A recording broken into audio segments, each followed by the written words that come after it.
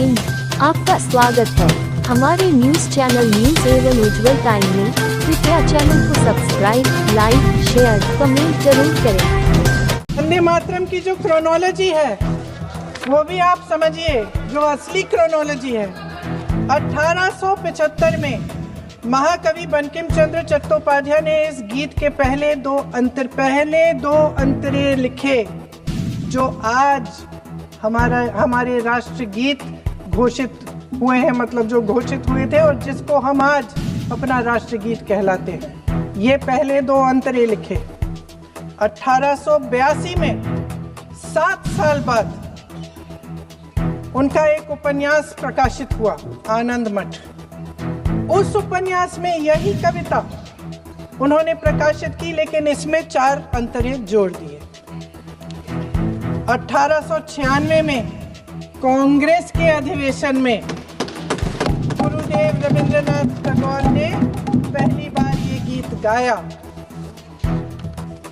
1905 में बंगाल के विभाजन के खिलाफ आंदोलन के समय वंदे मातरम जनता की एकता की गुहार बनकर गली गली से उठा। गुरुदेव रविंद्रनाथ टैगोर जैसे महान स्वतंत्रता सेनानी इस गीत को खुद गाते हुए बंगाल की सड़कों पर उतरे। विद्यार्थियों से लेकर किसानों तक, व्यापारियों से लेकर वकीलों तक, हर कोई ये गीत गाने लगा। इस गीत की शक्ति को समझिए। ब्रिटिश साम्राज्य इसको सुनकर कांपता था और हमारे देशवासी इसको सुनकर वे मन बनाते थे, वे हिम्मत बनाते थे कि इस भयंकर साम्राज्य के खिलाफ सत्य और अहिंसा के नैतिक हथियारों को लेकर शहीद होने की तैयारी करते थे।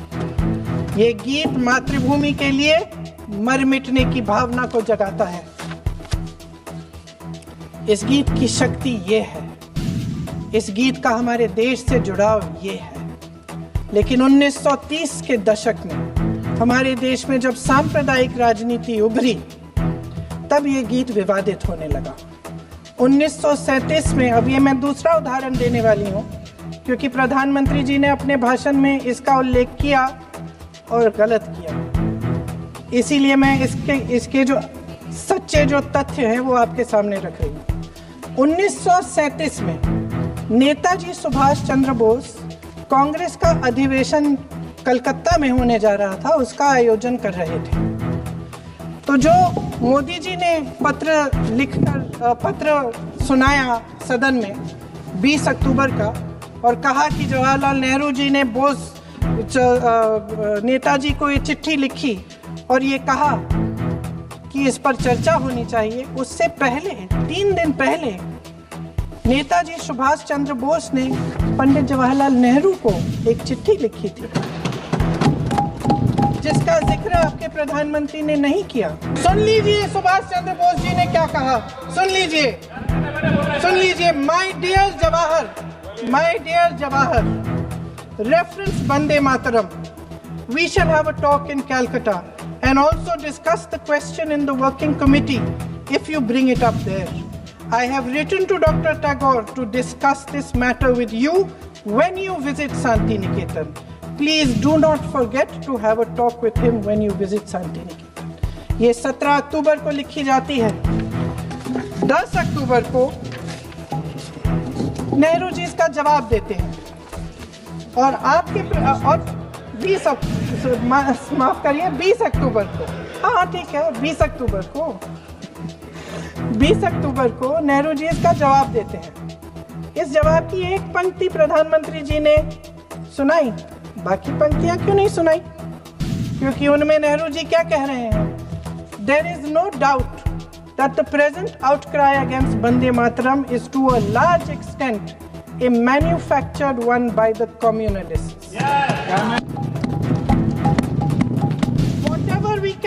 Whatever we do, we cannot pander to communist feelings, but to meet real grievances where they exist.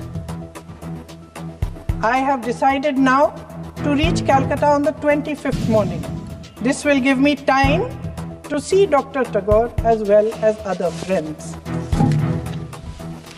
समझ रहे हैं आप? प्रधान चुप है। तो समझ ही गए होंगे फिर क्या होता है।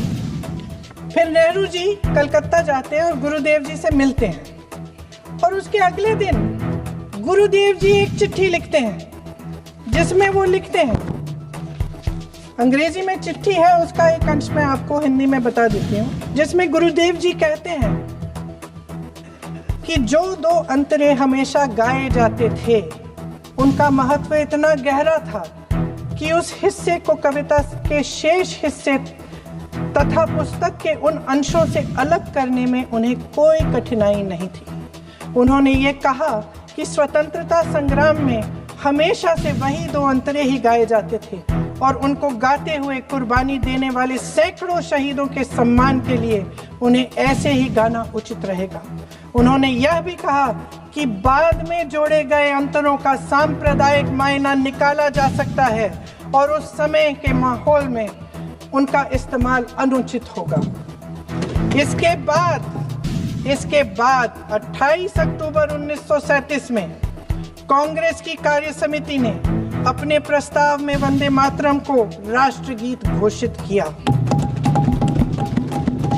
उन्हीं दो अंतरों को कार्य समिति की बैठक में महात्मा गांधी जी, नेताजी सुभाष चंद्र बोस, पंडित नेहरू, आचार्य नरेंद्र देव जी, सरदार पटेल जी, गुरुदेव रविंद्रनाथ टैगोर जी सब मौजूद थे। इस प्रस्ताव के ये सभी महापुरुष इस प्रस्ताव से सहमत थे। आगे क्या होता है ये भी सुना लूं। भारत की आजादी के बाद जब इसी गीत के इन्हीं दो अंतरों को 1950 में डॉक्टर राजेंद्र प्रसाद जी ने संविधान समिति में भारत का राष्ट्रगीत घोषित किया, तब लगभग यही महापुरुष मौजूद थे। इनके साथ साथ B.R. अम्बेडकर जी भी सभा में थे और इनके साथ साथ मेरे सत्ता पक्ष के साथियों के नेता श्री श्यामा प्रसाद मुखर्जी भी मौजूद थे। वही दो अंतरे राष्ट्रगीत घोषित किए, किसी ने कोई आपत्ति जारी नहीं की, कोई आपत्ति नहीं जताई। वैसे इन तथ्यों के साथ जुड़ा एक और तथ्य भी है जो मैं यहाँ पे आपके सामने रखना चाहती हूँ। आज हम अपने राष्ट्रगीत पर बहस कर रहे हैं, लेकिन हमारा राष्ट्रगान भी एक कविता का एक अंश ही है, एक लंबी कविता का एक अंश है। और इन दोनों राष्ट्रगीत और राष्ट्रगान के अंश को चुनने में सबसे बड़ी भूमिका गुरुदेव रविंद्रनाथ टैगोर की थी।